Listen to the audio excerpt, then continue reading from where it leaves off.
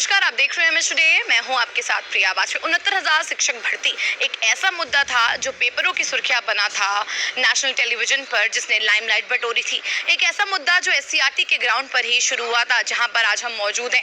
हम 69,000 शिक्षक भर्ती, reserve category, unreserved category, OBC, ST, error, paper rectification, सूची की मांग को लेकर तमाम कैंडिडेट्स ने यहाँ पर धरना प्रदर्शन किया था। आज भी हमारे साथ अनरिजर्व सीट्स के कुछ कैंडिडेट्स मौजूद हैं, यानी जनरल कैटेगरी के। उनसे हम बात करेंगे और जानेंगे इलाहाबाद हाई कोर्ट ने 6800 सीटों को खारिज कर दिया है, जो मामला इनके ही द्वारा कोर्ट में ले जाया गया था। यानी जनरल कैटेगरी के कैंडिडेट्स ने ही ओबीसी और एसटी एससी कैंडिडेट्स की 6800 सीटों को लेकर केस किया था। अब जिसका फैसला आ चुका है, इलाहाबाद हाई कोर्ट ने इस फैसले को खारिज कर दिया है। क्या पूरा फैसला था, क्या आया है, और जनरल कैटेगरी के जो कैंडिडेट्स हैं उससे इनको कितना फायदा होगा, हम बात करेंगे इन्हीं कैंडिडेट से। हाई कोर्ट का फैसला आ चुका है कि जो 50% आरक्षण जो 6800 सीटों पे था, उसको लेकर खारिज कर दी गई है। फिर से सरकार से बोला गया है कि नई लिस्ट बनाई जाए और फिर से चयन किया जाए। आप लोग जनरल वर्ग के हैं, आप लोगों को कितनी बड़ी सफलता है और पूरा मामला क्या था? मैडम, पूरा मामला ये है कि जो 69,000 शिक्षक भर्ती हुई है, इस भर्ती के कई सारे चरण हैं। पहले एज में रिलैक्सेशन दिया गया, उसके बाद में फीस में रिलैक्सेशन दिया गया, टेट में भी रिलैक्सेशन दिया गया 5% का, और एटीआरई में भी रिलैक्सेशन दिया गया। तो हम लोग कोर्ट गए थे कि ओवरलैपिंग रोकी जाए, क्योंकि ये भर्ती एकेडमिक से हुई है। तो एकेडमिक अंकों के जुड़ने से जो व्यक्ति, मतलब जो आरक्षित वर्ग का अभ्यर्थी 82 नंबर पा के टेट में पास हुआ, 90 नंबर पा के एटीआरई में पास हो गया, वो अपने टोटल क्वालिटी ऑफ पॉइंट के हिसाब से, जितने शिक्षा मित्र थे वो भी अपने 25 अंक 12 अंक के हिसाब से अनरिजर्व सीटों पे काबिज हो गए। तो हम उनको हटाने के लिए कोर्ट गए हुए थे। उसी बीच में सरकार ने एक 6800 की लिस्ट जारी कर दी, जिसको हम एक तरीके से पॉलिटिकल लिस्ट बोल सकते हैं। चुनाव के पहले जस्ट जारी की थी, जिसका कोई वजूद नहीं था, जिसका कोई आधार नहीं था। उस लिस्ट को सरकार उस लिस्ट के साथ स्टैंड कर रही थी, और फिर वहाँ पे जनरल वर्सेज आरक्षित वर्ग और सरकार के, मतलब वो दोनों एक ही साथ में थे।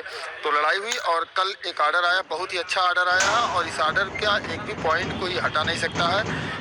ऑर्डर में साफ साफ बोला गया है, आर्डर आपके सामने है, मैं आपको दिखा दूं। उसमें साफ साफ बोला गया है कि किसी भी परिस्थिति में आरक्षण 50% से अबव नहीं हो सकता है, और जो दोहरा आरक्षण हो रहा है, यानी कि जो व्यक्ति 97 से बिलो पाया आरक्षित वर्ग का, उसको अनारक्षित सीटें ना दी जाए।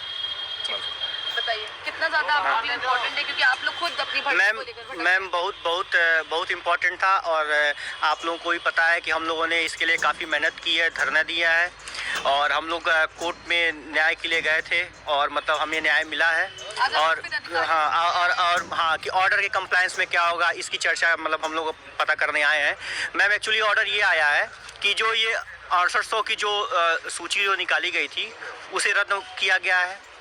दूसरा ऑर्डर ये है कि जो डबल आरक्षण था उसको रोका गया है। मतलब एटीआरई पे जो यूआर की योग्यता रखता है, मतलब जिसके नंबर 97 थे, 65% जिसका वो था, वो उन्हीं को ही अलाउ किया जाएगा आगे। थर्ड चीज़ इसमें ये है कि सरकार से ये बोला गया है कि जो मूल चयन सूची थी 67,867 की, इसको फिर से रिविजिट करके तैयार किया जाए।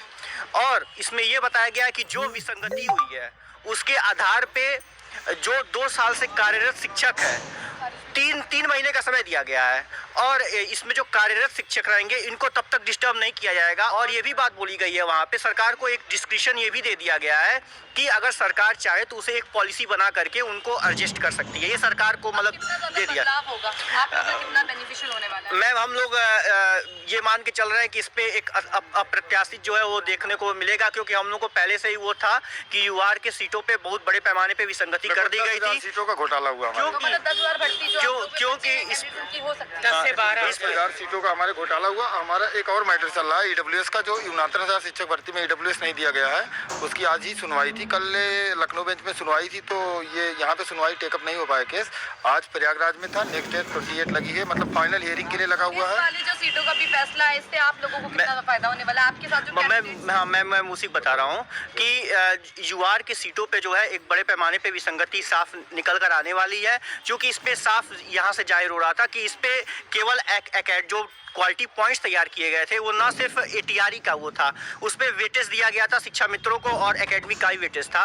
तो जहां तक हम लोग अनुमान लगा रहे हैं कि ये काफ़ी बड़े पैमाने पे UR की सीटों पे विसंगति निकल कर आएगी और सरकार ठीक प्रकार से रिजर्वेशन को फॉलो करते हुए, जैसा कोर्ट का आदेश है कि 50% से ज़्यादा का रिजर्वेशन नहीं दिया जा सकता, उस आदेश को फॉलो करते हुए एक जो है पारदर्शी सूची जो है जारी की जाएगी और UR की सीटों पे उन्हीं लोगों का चयन किया जाएगा जो उसके मानक को पूरा करते होंगे। जो कोर्ट का ऑर्डर आप देख ही रही थी, हम लोग लगातार संघर्षरत थे। 2020 से ही हमारा केस चल रहा था, जो अब जाके डिसीजन फाइनल हुआ है और अब तो कोर्ट से भी हमारे लिए आदेश आ चुका है। बल्कि ये चीज़ सूची जो भी हमारे लिए आना चाहिए था UR के लिए, विसंगत हमारे साथ बढ़ गई है। जी बिल्कुल, विसंगत उल्टा हम लोगों के साथ हुई है। चिल्लाते कोई और है, राजनीतिक प्रेशर कुछ और बनाते हैं, जनरल के लिए कोई सुनता ही नहीं है।